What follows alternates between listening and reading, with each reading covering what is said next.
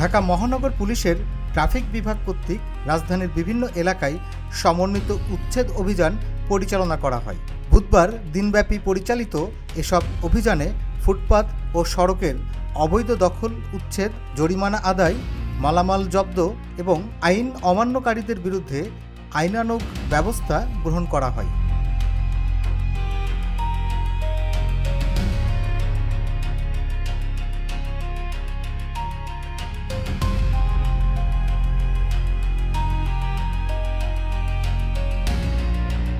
উল্লেখ্য যে DMP traffic বিভাগের সমন্বিত অভিযানে মোট 1,92,000 টাকা জরিমানা ও 23 জনকে বিভিন্ন মেয়াদে সাজা প্রদান করা হয়। জনসাধারণের নির্বিঘ্ন চলাচল নিশ্চিত করতে এবং সড়কে শৃঙ্খলা বজায় রাখতে এ ধরনের উচ্ছেদ অভিযান অব্যাহত থাকবে।